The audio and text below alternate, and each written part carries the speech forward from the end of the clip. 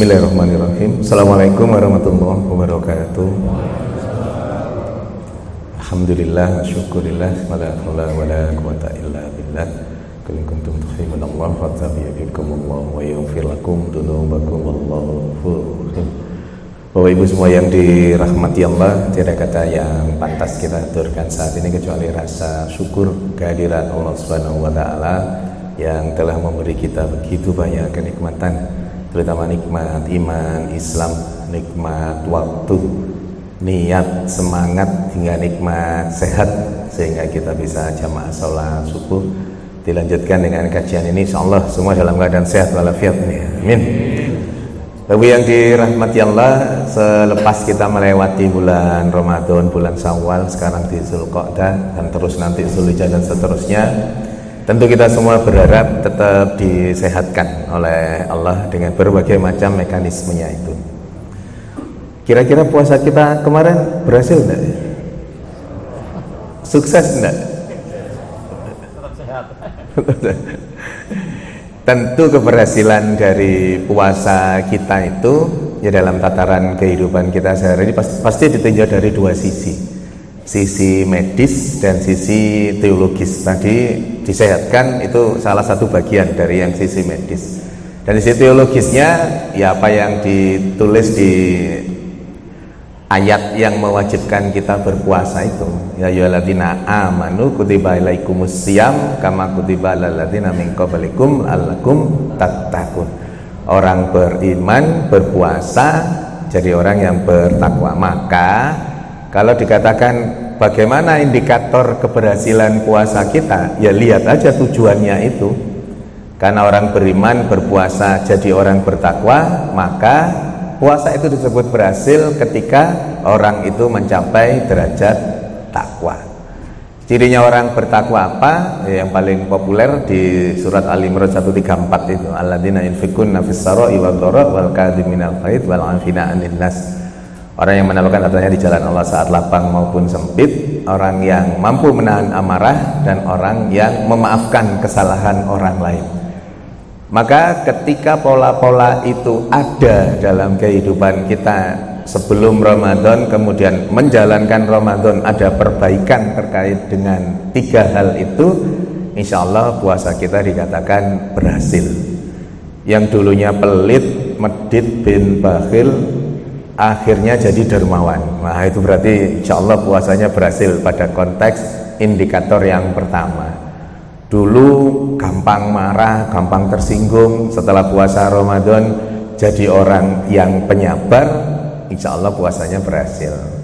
Dulu pendendam sama orang, nggak bisa mengampuni, nggak bisa memaafkan kesalahan orang lain, selama puasa Ramadan terus mudah saja memaafkan kesalahan orang lain, berarti insya Allah puasanya berhasil. Ada yang habis puasa kok tambah ngamuan, ada nggak? Nggak ada, insya Allah di sini ya. Nggak ada bedanya sama yang lain, kita mau ngamuan ya. Nah insya Allah di Rodotul Jannah ini, insya Allah jamaahnya sebelum Ramadan pun sudah tidak gampang marah, ketika Ramadan dikuatkan lagi sehingga kemudian betul-betul jadi orang yang penyabar. Itu tataran indikator-indikator teologisnya. Nah, kita bahas indikator medisnya, walaupun tetap itu nanti korelasinya dengan indikator-indikator teologis tadi itu. Secara sederhana dan sangat terkenal, ketika kita ingin hidup kita sehat, itu ya pasti menjaga yang pertama pola makan, yang kedua pola pikir, yang ketiga pola istirahat, yang keempat pola aktivitas atau kegiatan. Yang kelima biasanya orang Surabaya nambah itu, gak kakean pola. Jadi ada 5 itu. Sesungguhnya 4, tapi orang Surabaya nambahi yang kelima, gak usah kakean pola, nanti bikin sakit itu. Nah kita akan lebih detail membahas tentang pola makan untuk pertemuan kita kali ini. Nah nanti menarik, nanti ngobrol sempat beberapa waktu ngobrol tentang kondisi real saat ini.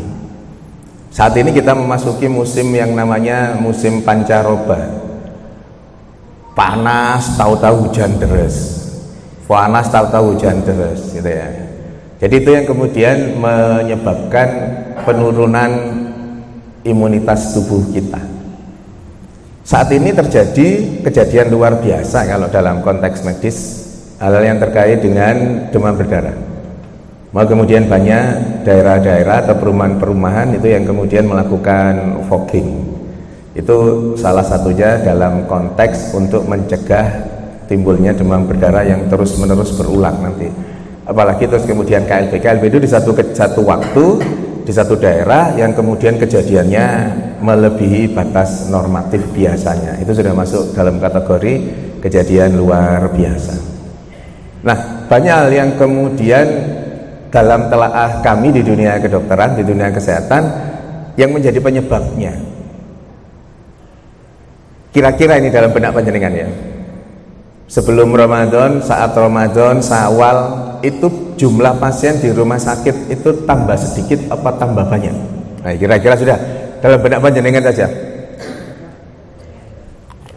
Tambah? Padahal kan sumutasyu, berpuasalah maka kamu akan sehat. Kenapa kok terus kemudian menjadi tambah banyak? Salah satu poinnya, salah satu penyebabnya adalah apa yang nanti akan kami sampaikan terkait dengan pola makan itu. Betul, ternyata jumlah pasien di bulan Ramadan itu lebih banyak dari bulan sebelumnya.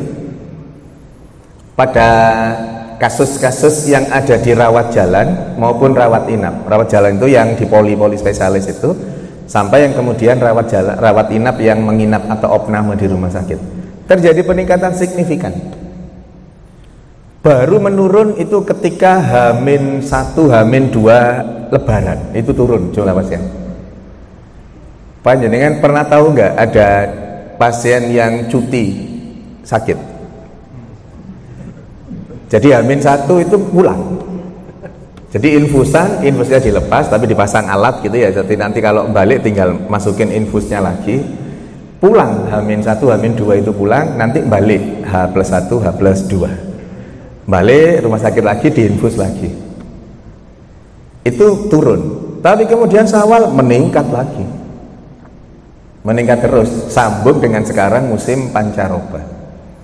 Nah, apa yang menyebabkan hal itu bisa terjadi? Secara sederhana tentu kami yang di dunia kedokteran, dunia kesehatan akan mencari dengan berbagai sumber yang ada, termasuk kejadian-kejadian. Artinya ada evidence base di rumah sakit itu kejadiannya seperti apa, kenapa kok bisa meningkat seperti itu. Nah, secara sederhana kami sampaikan hal-hal yang terkait dengan hal itu. Maka yang menjadi penyebab kami mengelompokkannya menjadi 4G. Jadi 4G paling di benak panjenengan sudah ada. Oh, iki paling iki gitu ya. G yang pertama itu apa? G yang pertama itu gula. Gula. Pertanyaannya sederhana. Sebelum Ramadan sama saat Ramadan, termasuk juga di bulan Syawal, kira-kira konsumsi gula panjenengan banyakan mana? Sebelum Ramadan sama saat Ramadan banyakan mana? Banyak Ramadan. Apalagi saya pernah sekali kan dibuka bersama di sini ya. Bukanya pakai apa? Kacang hijau, kolak gitu ya. Padahal itu kalau kita di luar Ramadan paling sebulan sekali makan kolak ya. Di bulan Ramadan hampir tiap hari. Kandungan gulanya itu sebegitu itu. Di sini kolaknya manis enggak? Pasti manis lah. Maka ternyata pola kita sebelum Ramadan sama saat Ramadan itu banyakan konsumsi gula justru pada saat Ramadan. Tentu statement bahwa puasa itu menyehatkan pasti tidak salah. Bukti otentiknya berbagai macam penelitian terkait dengan korelasi atau hubungan antara puasa dan kesehatan. Puasa itu menyehatkan. Tapi kenapa kok terus kemudian karena berbagai hal korelasinya terutama kaitan makanan kok terus kemudian tidak menyebabkan kita menjadi sehat? Di rumah sakit itu orang-orang diabetes, orang-orang hipertensi itu kontrolnya kan mesti 1 bulan sekali. Jadi tanggal 1 ambil obat, untuk gampangannya tanggal 1 berikutnya, karena diberi obat itu untuk 1 bulan. Selama Ramadan tanggal 1 ke rumah sakit kontrol, tanggal 14 sudah ke rumah sakit lagi. Saking cintanya sama rumah sakit sampai datang lagi, belum waktunya. Orang diabetes kadar gula darahnya tinggi, meningkat. Orang hipertensi, tensinya kacau, malah tinggi 200/100, 210/100 gitu. Orang hipertensi itu unik. Orang hipertensi itu sakit tapi masih sombong. Sombongnya orang hipertensi itu gimana? Sombongnya gini, aku loh tensiku 200/100 tapi gak popo, gitu. Lu sakit loh, 200/100 itu sakit. Justru kalau enggak apa-apa, artinya enggak ada keluhan, itu malah bahaya. Karena warningnya, tanda-tandanya itu sudah lewat, sudah biasa saja, tapi tahu-tahu langsung anfal. Justru yang tensinya 170/90 sudah pusing, enggak karu-karuan, itu malah bersyukur. Tubuhnya masih merespon dengan memberi tanda, memberi warning. Lah itu di Ramadan tensinya malah meningkat. Salah satunya jadi dari 4G itu gula ini. Gula itu diperbolehkan dikonsumsi karena memang sebagai sumber energi. Maka berlakulah Undang-Undang pasal 31 itu, surat Al-A'raf, kulu wasrobu wala tusrifu innahu la yuhibbul musrifin. Silakan makan, silakan minum, asalkan jangan berlebihan. Karena ternyata berlebihan dalam konteks makanan itu banyak mudaratnya nanti. Dari sisi teologis kenapa? Karena ternyata Allah benci dengan orang yang berlebihan itu. Dalam konteks yang akan kita bahas, makanan ini ternyata kemudian korelasinya dengan berbagai macam penyakit itu. Maka pertanyaan mendasarnya, seberapa banyak yang boleh dikonsumsi gula itu dalam keseharian kita? Bapak yang dirahmati Allah, gula itu boleh dikonsumsi dalam sehari kita itu adalah 10% dari kebutuhan kalori dalam satu hari. Kebutuhan kalori saya panjenengan itu sekitar 2000 kalori. Berarti 10%-nya 200 kalori.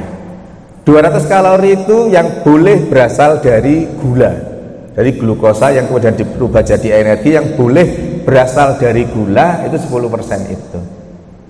Maka kemudian dalam tataran teknis keseharian kita, 200 kalori glukosa yang berasal dari gula itu berapa banyak, gitu kan? Dalam keseharian kita boleh yang disebut 200 kalori itu adalah 2 sendok makan. Nggak usah tanya, itu sendok makan Indonesia apa sendok makan Korea? Karena sendok makan Korea itu kan lebih besar ya. Sendok makan Indonesia. Nggak usah juga tanya 2 sendok itu munjung apa peres gitu. Pasti akan gitu pertanyaannya. Jadi 2 sendok makan peres itu yang boleh dikonsumsi kita dalam keseharian. Sekarang jenengan sama-sama, sudah saya jenengan sama-sama muhasabah. Kira-kira sebelum Ramadan sama saat Ramadan gulanya banyakan mana? Oh jelas, ternyata banyakan Ramadan. Syawal lebih banyak lagi karena silaturahim, karena halal bihalal teman-teman PAUD, teman-teman TK, ya, teman-teman SD, SMP, SMA, kuliah dan seterusnya, gitu ya. Maka ternyata dalam telaah di dunia kesehatan itu yang menjadi salah satu penyebab. Terus kenapa kok gula itu tidak boleh banyak-banyak? Ketika kadar gula darah di dalam tubuh kita melebihi ambang batas, maka hakikatnya kita ini yang mengkonsumsi gula itu lebih dari ukuran normal itu sama, tanda kutip ya, sama dengan penderita diabetes. Sama, kadar gula darahnya tinggi. Walaupun yang tidak diabetes itu tidak ada permasalahan di pankreas. Jadi orang diabetes itu masalahnya di pankreas. Pankreasnya tidak mampu memproduksi insulin yang memecah glukosa sesuai kebutuhan. Maksudnya gini, ketika kalori yang masuk 150 misalkan ya, 150. Kemudian satu insulin mampu memecah 10 glukosa. Maka pankreas harus memproduksi berapa? 150, satu insulin memecah 10 glukosa. Berarti pankreas harus memproduksi berapa? 15. Untuk memecah glukosa itu menjadi tenaga. Ketika diukur glukosa di dalam darahnya normal. Lah orang diabetes yang masuk 150, insulin yang harusnya diproduksi 15, orang diabetes tidak mampu memproduksi 15 itu. Dia hanya mampu memproduksi ibaratnya 5. Tergantung grade penyakitnya seberapa. Taruhlah dia mampu hanya memproduksi 5. Maka kemudian glukosa yang dipecah hanya 5 kali 10, 50. Yang 100 ngendon di dalam darah, sehingga kemudian kadar gula darahnya ketika diukur tinggi. Ada lagi yang tidak mampu memproduksi insulin sama sekali. Makanannya masuk, insulinnya tidak bisa diproduksi oleh pankreas. Maka apa yang kemudian dilakukan? Dapat insulin dari luar. Melalui apa? Orang itu diinjeksi insulin. Nah, ketika kadar gula darah tinggi di dalam tubuh seseorang, maka resikonya akan sangat banyak. Nanti ada gangguan macam-macam, metabolisme protein, karbohidrat, lemak, mineral, vitamin, gangguan semua. Nah, ketika seseorang konsumsi gulanya berlebihan, walaupun pankreasnya baik-baik saja, dan itu dilakukan setiap hari, maka kadar gula darahnya tetap tinggi. Kenapa? Karena ada batas kemampuan insulin, kemampuan pankreas memproduksi insulin yang ternyata tidak mampu. Artinya tadi maksimal memproduksi 15 untuk 150, tapi konsumsinya 250. Ketika diproduksi maksimal 15, ya sudah, tetap ada yang tidak dipecah sehingga tetap ngendon di dalam darah. Maka sebaiknya kadar glukosa harus tetap terjaga dengan cara mengkonsumsi makanan-makanan yang manis yang mengandung glukosa cukup dalam satu hari maksimal 2 sendok makan peres. Bisa?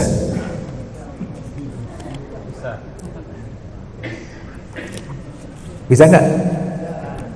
Insya Allah bisa. Kenapa ini harus kami sampaikan? Karena ya setelah beberapa pertemuan di sini kami melihat memang jamaahnya kan usianya 30-an lah ini ya. 2 kali. Maka ketika seseorang itu memasuki usia tertentu, hadisnya jelas, ma anzalallahu da'an illa anzalallahu sifan illal harman. Allah kalau menciptakan penyakit pasti juga akan menciptakan obatnya, kecuali tua, kecuali pikun dalam konteks hadisnya, tapi dalam konteks telaahnya tafsirnya itu tua. Maka Allah akan menciptakan penyakit pasti ada obatnya kecuali tua. Artinya apa? Artinya tua itu nggak ada obatnya. Terminologis tua itu adalah pengelompokan penyakit tertentu yang kemudian tidak ada obatnya. Maka di dunia medis kita mengenal istilah penyakit degeneratif. Penyakit yang terjadi karena penurunan fungsi sel yang sebagian besar penurunan fungsi sel itu dikarenakan seseorang memasuki usia tertentu, usia-usia senior. Kalau tidak boleh menyebut tua. Jadi masih usia tertentu pasti terjadi dan itu sunnatullah. Maka ketika kita memasuki era-era itu, mau tidak mau harus ada penyesuaian. Ibu-ibu misalkan, ibu-ibu itu sampai detik ini di seluruh dunia tidak ada wanita yang kemudian pada satu titik tidak mengalami menopause, tidak ada. Semua ibu-ibu itu pasti menopause sesuai dengan apa yang sudah dinas oleh Allah itu. Dan kita semua pasti akan mengalami penurunan fungsi tubuh kita itu karena penurunan fungsi sel dikarenakan memasuki usia tertentu. Maka mau tidak mau untuk supaya tetap sehat pasca Ramadan kemarin, Syawal kemarin itu, maka kita harus menyesuaikan diri. Salah satu penyesuaian dirinya terkait dengan makanan 4G. G yang pertama gula. Lawang sholat kita aja loh sudah ada penyesuaian terkait usia. Kira-kira yang dari tidal sujud lututnya dulu berapa banyak? Banyakan mana sama tangannya dulu? Sama bangkit setelah duduk, kemudian naik. Langsung kakinya dulu atau langsung naik gitu. Itu bentuk penyesuaian dan itu memang sunatullah. Rasul pun juga menjalankan seperti itu. Lutut dulu benar, tangan dulu benar, karena itu ternyata berkorelasi dengan usia Rasulullah. Maka ada penyesuaian memang. Nah, dalam konteks makanan itu, yang pertama G-nya itu gula, batasi betul. Rasanya seperti usia-usia saya panjenengan ini itu sudah harus mulai betul-betul meninggalkan manis-manis itu. Ya memang harus ada penyesuaian. Ya sesekali boleh, nah, nanti di belakang ada beberapa kalinya saya boleh gitu ya. Yang kedua, G yang kedua garam. Yeah. Garam itu unsurnya apa? Unsur kimia garam itu apa? Na dan Cl. Natrium itu dalam bahasa kimia sama dengan sodium. Jadi natrium itu sama dengan sodium. Kenapa kok natrium itu menjadi hal yang kemudian tidak baik ketika itu jumlahnya banyak? Karena natrium itu merupakan residu gampangannya. Tanda kutip secara ekstrim itu sampah, tanda kutip ya, dari metabolisme yang ada di tubuh kita. Ibaratnya sepeda motor gitu, diisi bensin, diisi glukosa tadi, ada aktivitas, kemudian jalan, ada energi, ada tenaga, tapi mengeluarkan asap. Asapnya itu yang kemudian tanda kutip jadi residu, jadi racun, sampah, tanda kutip ya. Maka natrium itu normatif dalam keseharian kita, itu produksi dari mekanisme tubuh kita. Dan natrium itu harus dikeluarkan. Natrium atau sodium itu harus dikeluarkan untuk kemudian dibawa ke ginjal, untuk kemudian diolah di ginjal, dibuang melalui air pipis kita itu. Artinya natrium itu memang normatif harus dikeluarkan dari sel, dari membran sel dikeluarkan, kaliumnya masuk. Sederhananya seperti itu. Nah, karena hal itulah Allah secara khusus menciptakan yang namanya sodium pump. Tidak untuk elektrolit lain, tapi khusus natrium karena merupakan residu, maka Allah ciptakan khusus. Jadi ada pompa di membran sel kita, di sel-sel kita, khususnya di ginjal dan jantung, yang khusus ngurusi natrium itu, ngurusi sodium, maka namanya sodium pump atau natrium pump. Itu jadi memang karena tubuh kita memproduksi natrium itu, maka dikelola secara khusus, gitu ya. Laqad khalaqnal insana fi ahsani taqwim. Sempurna betul tubuh kita itu. Kalau panjenengan baca-baca kaitan dengan sel, wah luar biasa. Apa yang ada di Quran, di hadis itu kalau diterapkan yang Ramadan kemarin kita bahas ya, puasa itu kenapa kok 1 bulan dan seterusnya itu. Maka itu harus dikeluarkan. Nah, wong kita tidak makan makanan dari luar yang mengandung natrium saja, tubuh itu tanda kutip ya sudah terbebani dengan natrium karena harus dikeluarkan. Apalagi kita mengkonsumsi natrium dari luar dalam bentuk apa? Dalam bentuk garam itu. Maka tubuh kita semakin berat beban ngurusi natriumnya itu atau sodiumnya itu. Kalau yang nomor 1 tadi sebaiknya dibatasi karena ada nilai nominal, nilai tertentu untuk jumlah yang boleh dikonsumsi. Untuk yang kedua ini garam sebaiknya dihindari. Walaupun panjenengan bukan penderita hipertensi. Kalau penderita hipertensi wis pasti itu akan dijauhi dan memang tidak boleh dikonsumsi. Lah nanti kan rasa masakannya gimana? Gitu ya, ibu-ibu pasti Sebelum saya ngomong gini sudah protes ibu-ibu itu. Loh, kok makme ya apa, masakannya ya apa. Maka harus ada penyesuaian. Lah, bagaimana caranya supaya masakannya tetap berasa dan tetap harus ada garam? Maka diproduksilah garam yang rasanya asin tapi rendah sodium. Seperti gula tadi itu, ada gula yang rasanya manis tapi rendah glukosa. Ya, ini ada garam yang rasanya asin tapi rendah natrium atau sodium. Low sodium salt. Garam yang rasanya asin tetapi kandungan sodiumnya rendah. Low salt. Itu rendah sodium. Garam yang rendah sodium itu dalam bahasa Madura artinya tidak susah.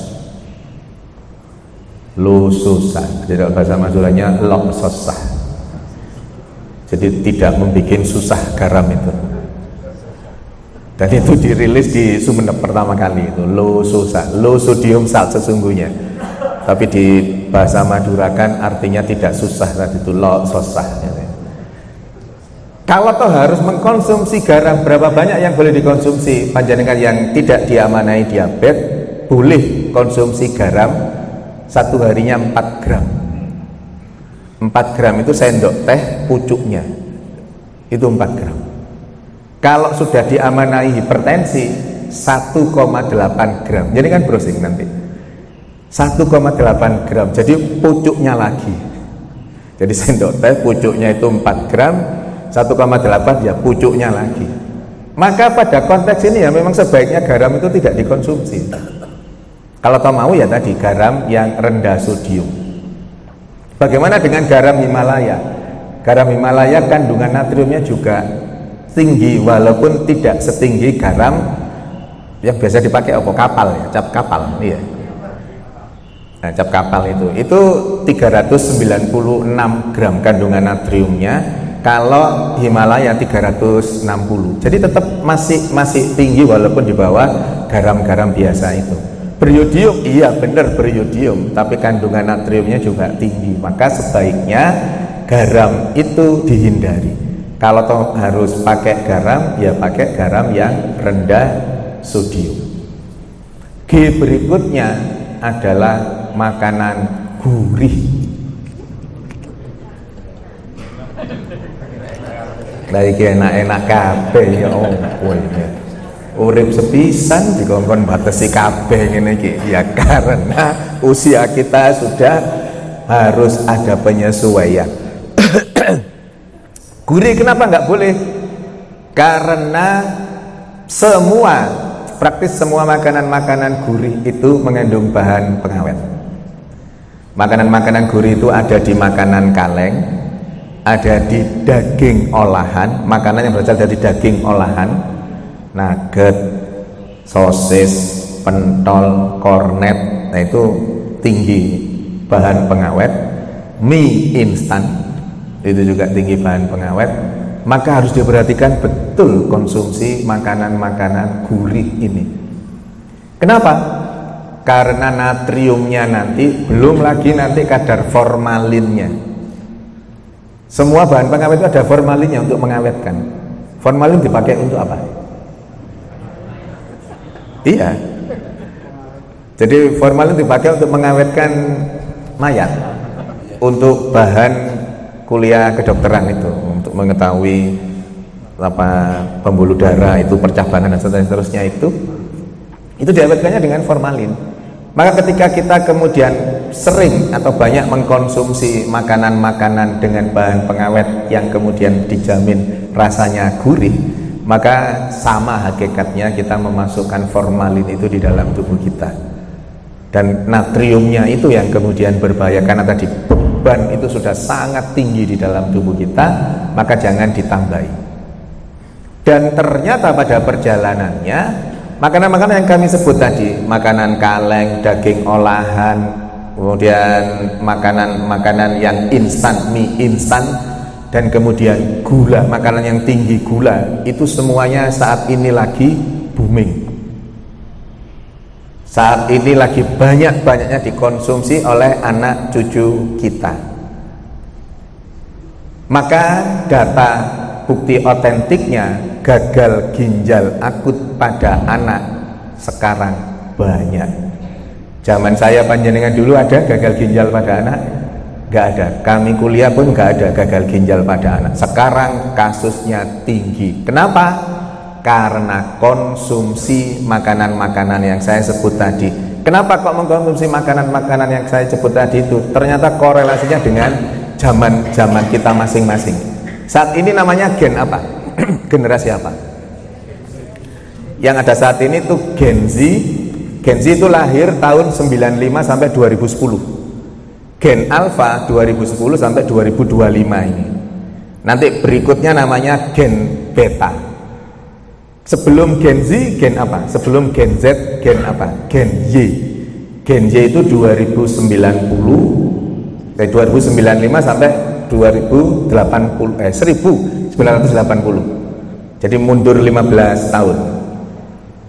Gen Alpha 2025 sampai 2010 lahirnya. Gen Z 2010 95, Gen Y 1995 sampai 1980, Gen X 1980 sampai 1965, 65 sampai 45 namanya apa? Baby boomers.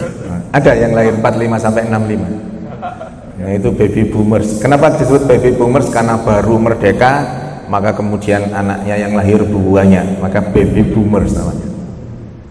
Kenapa ini harus kami sampaikan? Supaya kita menelaah segala permasalahan kaitan dengan gagal ginjal pada anak dan konsumsi makanan-makanan anak cucu kita. Itu karena itu tidak instan. Itu semua terjadinya sesuai dengan itu. Orang tua Gen Z dan Gen Alpha itu kira-kira gen apa?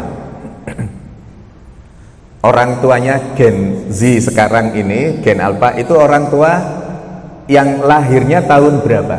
Antara Gen X kan? Antara 65 sampai 80 kan? Ketika Gen X itu minta sesuatu, langsung diberi enggak? Zaman saya panjenengan dulu yang lahir tahun itu kalau minta sepeda langsung dibelikan sepeda enggak? Pasti enggak. Pasti nabung dulu, uang hariannya itu dipotong sampai misalkan harga sepedanya 100.000, sudah 50.000 ya sudah, ayo dibelikan 50.000 itu, kemudian ditambahi. Atau lewat jalur kedua, lewat jalur prestasi. Jadi juara 1 di kelas, wah itu dapat hadiah itu.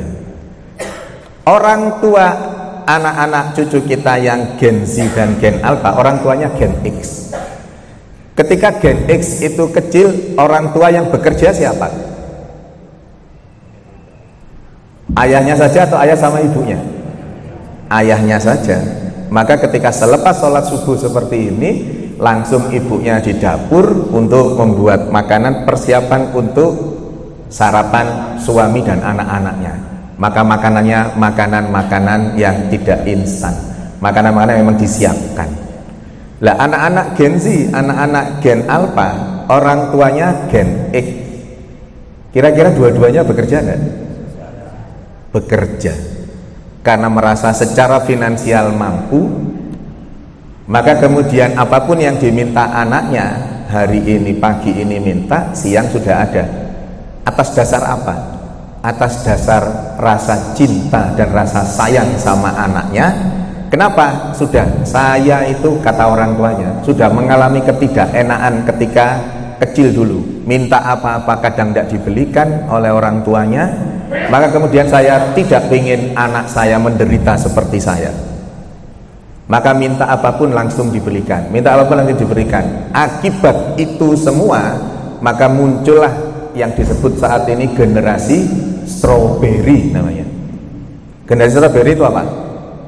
Stroberi, buah stroberi itu buahnya kan indah banget, bagus gitu ya, tapi dalamnya rapuh. Itu generasi sekarang, dan itu menjadi PR kita bersama.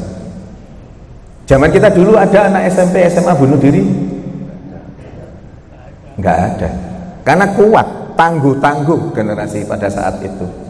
Sekarang anak SMP, anak SMA, iya wis namanya anak-anak, terus kemudian ada senengnya ngomong kalau aku seneng sama kamu, ditolak, naik ke lantai 3 sekolahnya, terjun bebas. Itu kan beritanya, mati, bunuh diri dan seterusnya. Ini semua karena orang tuanya diakui atau tidak ikut berperan untuk kemudian membentuk anak ini menjadi anak yang rapuh, tidak struggle gitu dalam bahasa sekarang, daya juangnya itu rendah. Apa-apa ketemu kegagalan sedikit sudah ngelukruk. Kita dulu ketemu gagal ya jalan lain, gagal jalan lain lagi, terus seperti itu. Maka itu menjadi hal yang kemudian menyebabkan anak menjadi generasi stroberi. Nah, dari sisi makanan seperti itu pula. Ketika dulu kita mau berangkat sekolah, ibu sudah menyiapkan sarapannya, ayah kita juga siap, sudah tinggal konsumsi sarapan berangkat. Nah sekarang orang tuanya dua-duanya bekerja. Ada nggak generasi X yang sekarang jadi orang tuanya Gen Z dan Gen Alpha itu setelah subuh terus di dapur masak gitu, ada nggak? Sepertinya kok nggak ada ya. Maka kemudian sama-sama berburu dikejar waktu. Ketika kemudian sarapan, apa yang disajikan? Ya makanan-makanan instan. Buka kaleng, buka makanan kalengan, ya paling pasti ada. Nugget itu, sosis pasti ada sudah. Apalagi mie instan, wis pasti ada. Maka kemudian itulah yang disuguhkan ke anak-anaknya untuk kemudian dikonsumsi berangkat sekolah. Tiap hari menerima makanan-makanan yang tidak sehat seperti itu. Tiap hari. Maka apa yang kemudian terjadi? Ginjalnya masalah. Kenapa kok yang diserang ginjal? Ini kalau dalam tataran lebih luas lagi, ini by design. Jadi sengaja dibuat generasi kita loose. Nanti ada istilah loose generation. Akan ada generasi yang hilang karena mati, banyak yang mati, atau ada generasinya tetapi rapuh. Maka nanti yang disebut dengan generasi emas 2045 itu tidak akan tercapai karena anak-anaknya yang penyokong yang saat ini kan berarti yang masih terus nanti ada itu rapuh semua. Jadi dalam tataran kedokteran Islam ini ada yang mendesain, termasuk saat ini rame-rame apa yang sekarang ini rame apa? Vaksin TBC dan seterusnya itu. Ya, macam-macam lah, itu tuh bahasan tersendiri nanti. Tapi bahwa kemudian pola asuh seperti itulah yang menyebabkan anak-anak kita itu menjadi menerima asupan makanan-makanan gurih yang notabene tinggi bahan pengawet itu menjadi rutinitasnya. Dan kalau kita memahami di lingkungan kita hal-hal yang terkait dengan itu boomingnya di 2023 akhir 2024 awal. Mie gacoan, ada mixu, wismi, apalagi widring, dan seterusnya itu menjadi bagian yang dalam istilah sekarang itu FOMO. Tahu istilah FOMO ya? Jadi kalau tidak mengikuti itu rasanya ketinggalan zaman, digojologi sama teman-temannya. Kalau digojologi, dibully terus nanti bunuh diri. Maka supaya enggak menjadi bagian dari yang dibully itu, maka mereka ngikut mengkonsumsi supaya bisa cerita, ngumpul, wih lo wismi ku anu ya, bisa gitu itu. Maka itu yang kemudian disebut by design tadi, munculnya berbarengan semua, terus kemudian itu menjadi penyebab. Loh, kenapa kok pemerintah tidak menutup itu jelas merusak ginjal? Ketika dikonsumsi sesuai tidak masalah. Masalahnya adalah berlebihan itu tadi. Jadi melanggar pasal 31 tadi. Maka kemudian terjadilah itu semua. Jadi hati-hati Bapak Ibu yang dirahmati Allah, kita harus menjaga anak cucu kita supaya jangan sampai terkena gagal ginjal akut. Kenapa ginjal yang diserang? Karena memang cepat, ngerusak jantung butuh waktu lama, ngerusak liver butuh waktu lama, ngerusak paru-paru butuh waktu lama, ngerusak ginjal tidak perlu waktu lama. Maka anak-anak kita nanti, anak cucu kita, kalau kita tidak membatasi konsumsi makanan-makanan itu, anak-anak kita akan gampang terkena gagal ginjal.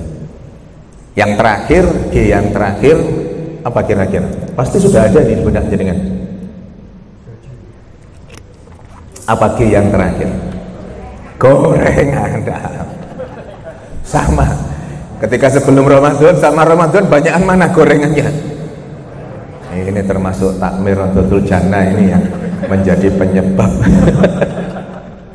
tiap buka mesti ada gorengannya. Sama penjelasannya. Kenapa gorengan kok tidak boleh? Karena ketika seseorang mengkonsumsi gorengan itu muncul lemak jenuh di dalam darah kita. Apa yang kemudian terjadi setelah lemak jenuh itu muncul karena makan gorengan tadi itu? HDL, high density lipoprotein, gambarnya lemak baik. Lemak baik itu harusnya tinggi, high density lipoprotein. Lemak baik itu harus tinggi, lemak jahat LDL, low density lipoprotein, harusnya rendah. Ketika orang konsumsi gorengan kebalik, HDL-nya rendah, jadi lemak baiknya itu sedikit, lemak jahatnya banyak. Ibaratnya apa sih membayangkan LDL, HDL itu? LDL itu gini gampangannya. LDL itu gampangannya sampah. Jalan besar ini jalan apa namanya? Jalan Bungurasi itu aja ya misalkan ya. Misalkan pembuluh darah kita itu jalan Bungurasi. Ibaratnya seperti itu. Lebar 10 meter misalkan ya. LDL itu apa? LDL itu sampah yang diproduksi oleh masing-masing rumah yang di sepanjang jalan Bungurasi itu. Jadi Bungurasi nomor 1, nomor 2, 3, 4 misalkan sampai 100, itu sampah yang diproduksi itu LDL, itu ditaruh di depan rumahnya. Jadi pembuluh darah itu ditaruh di depan pembuluh darahnya, itu di bagian-bagian pembuluh darahnya. Ibaratnya taruh di depan rumah, itu LDL-nya. Jadi sampahnya itu LDL-nya. HDL itu apa?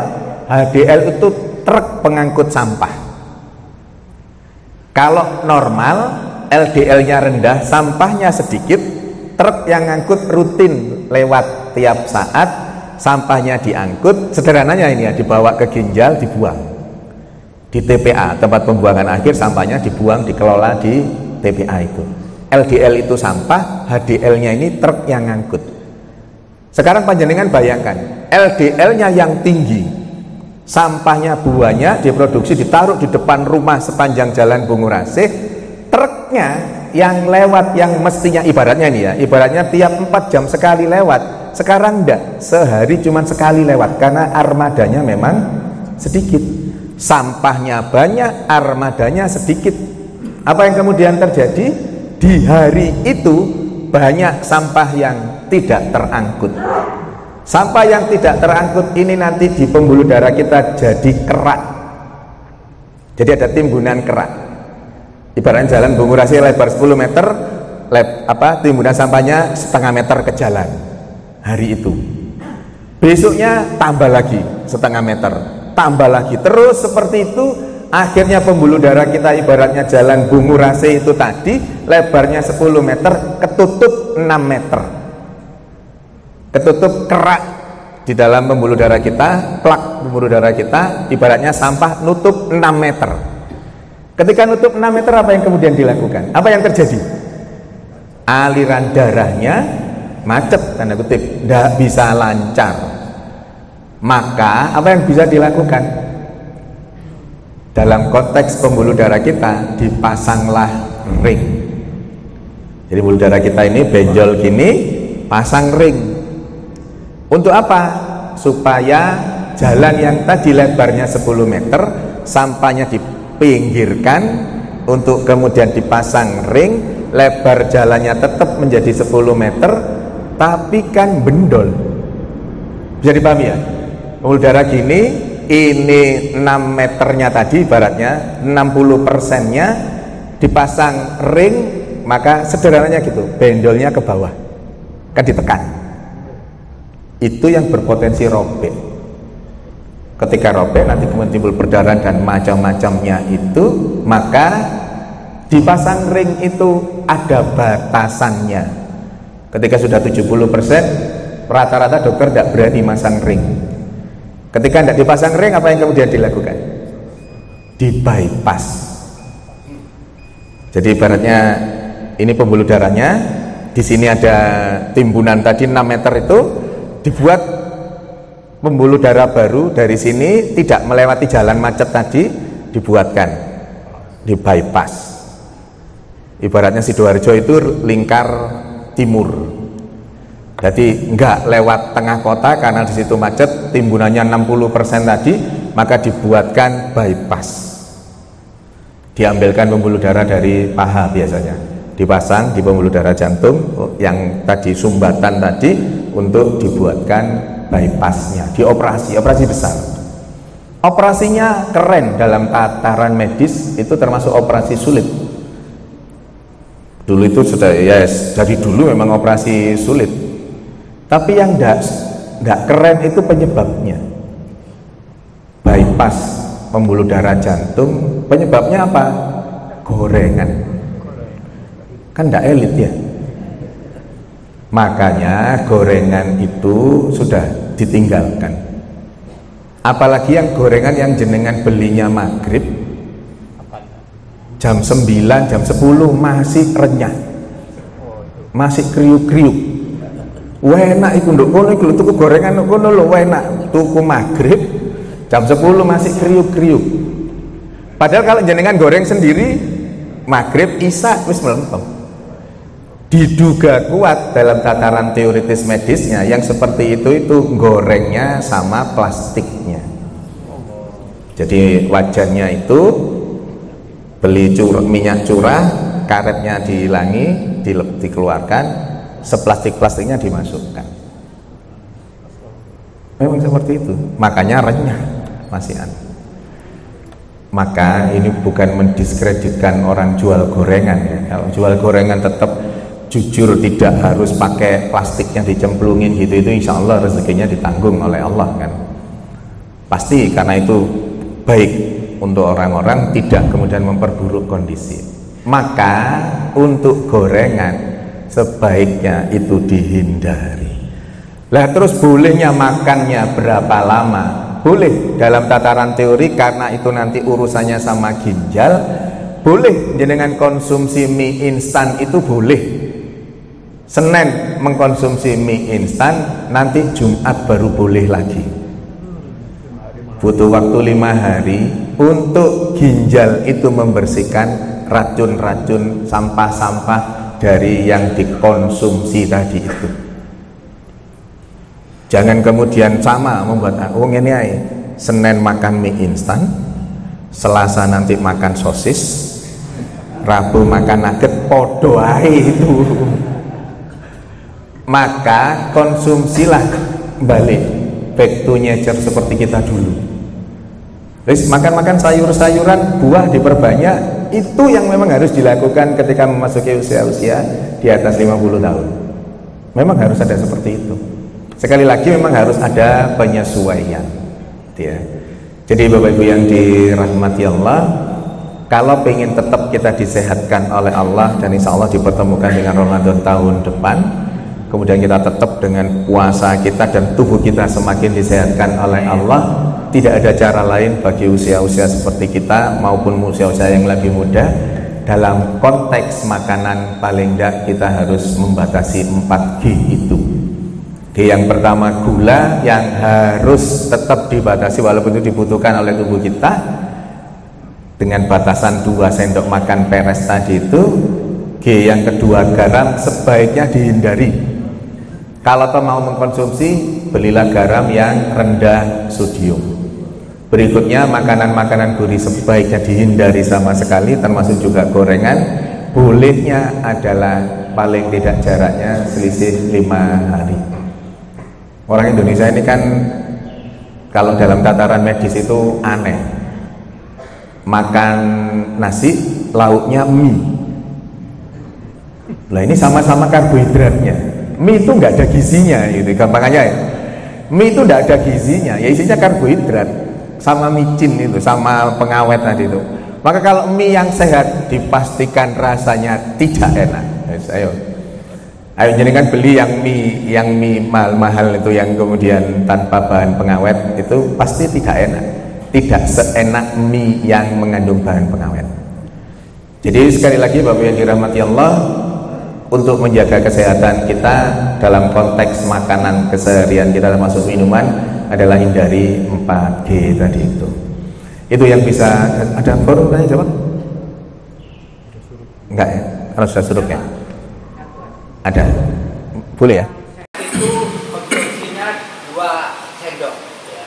Sedangkan kalau kita kena diabetes itu bolehkah kita minum 2 sendok aja? Kan ada batas-batas tertentu lah. Ya, normal saja orang yang tidak diabetes itu batasannya 2 sendok makan itu gulanya. Apalagi yang diabetes.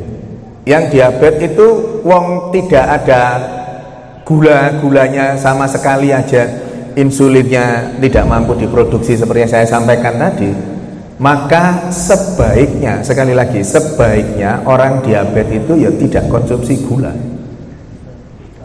Gini, kan 100% kalori itu yang dibolehkan yang gula itu kan 10%. Maka ini hindari saja gulanya itu. Makanan-makanan yang lain itu juga memproduksi atau bisa isinya glukosa juga, tapi wabil khusus untuk yang berasal dari gula sebaiknya 10%. Nah, orang diabetes itu pembatasannya sesungguhnya seluruh makanannya ini. Kenapa? Karena tidak mampu memproduksi insulin sesuai kebutuhan. Nah, ini senyampang ketemu panjenengan. Orang diabetes itu bukan berarti menghindari makanan manis tok selesai, enggak. Karena makanan yang tidak manis pun itu juga mengandung glukosa. Makanan yang asin pun itu mengandung glukosa. Nasi itu manis enggak? Manisnya sedikit banget, tetapi kandungan karbohidratnya tinggi itu juga mengandung glukosa dia. Jadi ketika ketika makan masuk di dalam lambung dicerna, itu hasilnya glukosa nanti. Memang untuk tenaga kita. Jadi khusus yang kita bicarakan kaitan dengan gula yang 10%-nya ini untuk orang normal. Untuk orang diabetes jumlah kalorinya itu yang dihitung, yang 2000 kalori tadi itu dihitung.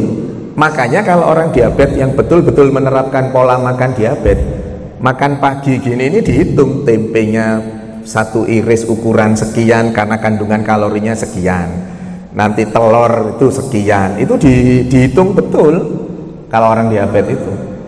Dan memang tanda kutip penyebab kegagalan itu memang keputusasaan orang diabetes. Yang saya sampaikan tadi sebenarnya sudah urip sepisan kok tempe diukur, tahu diukur gitu. Padahal orang diabetes itu ketika menjalankan diet diabetes itu penyakitnya diabetes tok, nggak ada yang lain. Kenapa? Karena memang kadar gula darahnya terkontrol. Lah masalahnya ketika kemudian kadar gula darahnya meningkat tinggi gitu ya, melebihi 300-an gitu ya, maka ada efek di organ lain. Gampangannya gini, diabetes itu orang bawa palu. Gampangannya, bawa palu, ketika kadar gula darahnya di bawah 300, palu ini diam di tempatnya. Ketika kadar gulanya melebihi ambang itu, palunya bergerak. Kemudian mukul kaca di sebelahnya. Ibaratnya kaca itu ginjal, lambung, paru-paru, liver gitu ya. Ibaratnya begitu di atas 300 itu palunya diangkat, mukul ginjalnya tadi itu, kaca ginjal itu pecah.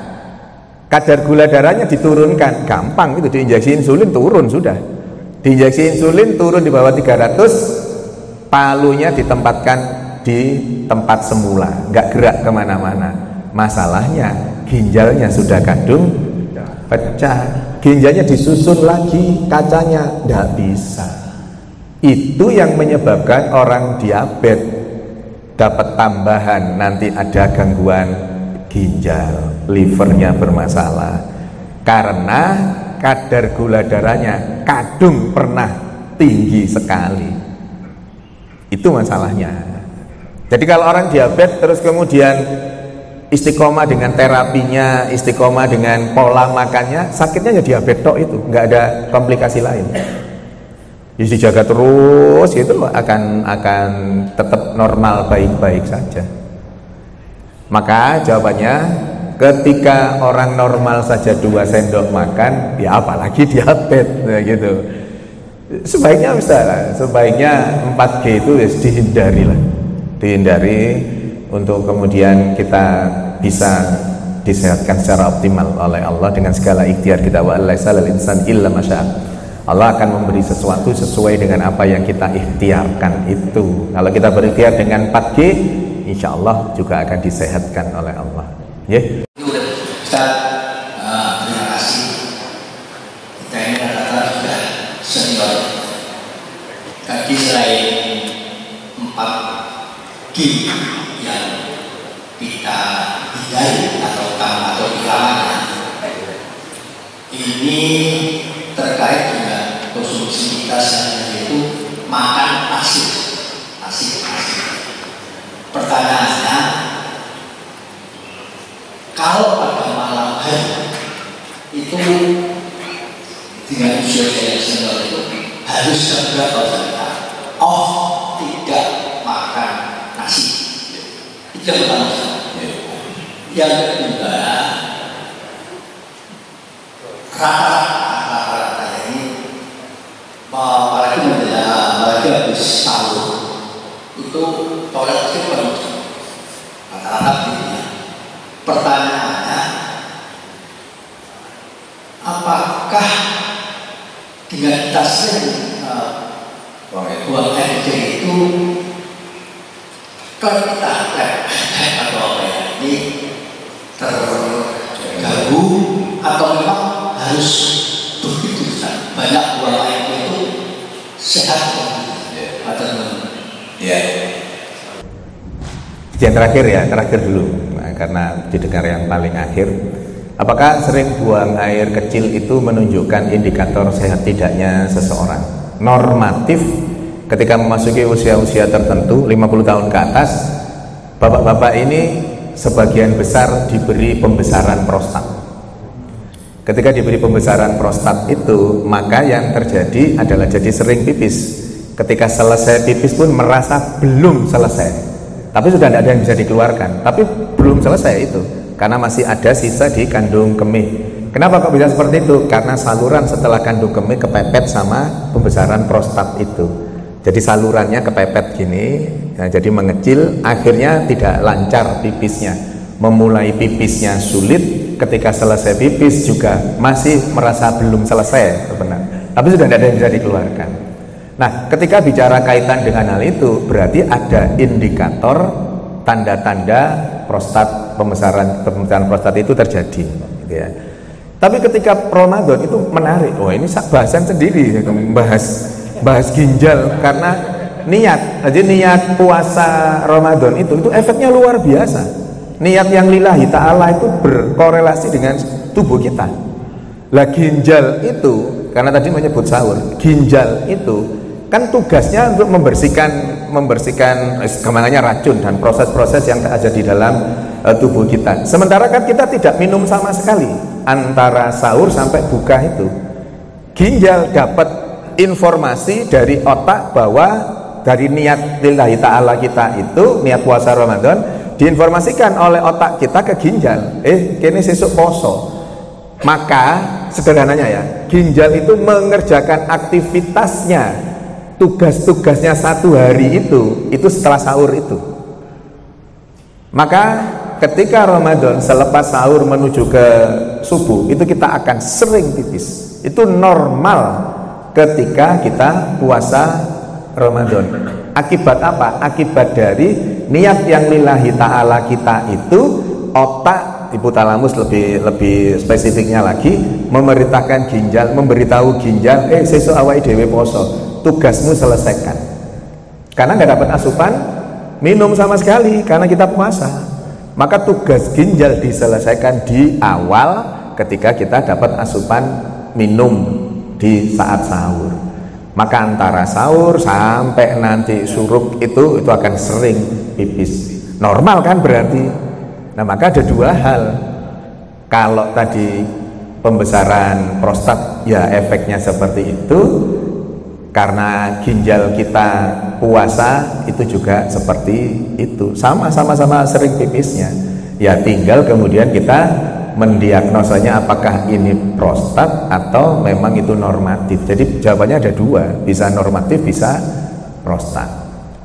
Yang berikutnya adalah kaitan dengan makan nasi. Islam itu mengatur dengan sangat hebat. tidak hanya halal thayyib saja, tetapi juga menyehatkan. Tidak hanya halal thayyib menyehatkan, tetapi juga tidak boleh berlebihan. Makannya tidak boleh berdiri, makannya harus duduk. Makan dikunyah sekian kali, tidak boleh tergesa-gesa makan. Itu konsep yang luar biasa diatur oleh Islam. Kenapa? Karena pusat dari penyakit yang ada di dalam tubuh kita itu, sesuai dengan hadis yang diriwayatkan Muslim, itu pusatnya di mana? Di perut. Perut itu kalau dalam tataran medis banyak isinya. Lambung ya di perut, liver ya di perut, ginjal itu ya di perut. Tapi dalam konteks itu yang dimaksud adalah saluran pencernaan, lambung. Maka kemudian ada yang sepertiga makanan, sepertiga minuman, sepertiga udara, berhenti makan sebelum kenyang. Itu konsep yang memang diterapkan, yang ada di dalam Islam, dan itu semua menyehatkan. Maka kaitan dengan pola makan, jam berapa harusnya terakhir makan, dalam tataran medis jam 7 malam. Lenjenengan setengah 9, setengah 10 nyegat tahu teh, kan datek lontong. Iya, tapi pakai kentang, sama karbohidrat juga, apalagi bumbunya, kacangnya dan seterusnya itu. Jadi memang kalau dalam tataran medis terkait dengan siklus macam-macam ya, itu jam 7 sebaiknya stop makan. Apalagi kemudian dengan tidur, kemudian jam 9, jam 10 tidur.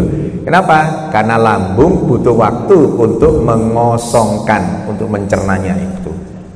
Jadi ini korelasi yang luar biasa. Bagus pertanyaan itu. Kapan terakhir kali makan? Ya jam 7 itu.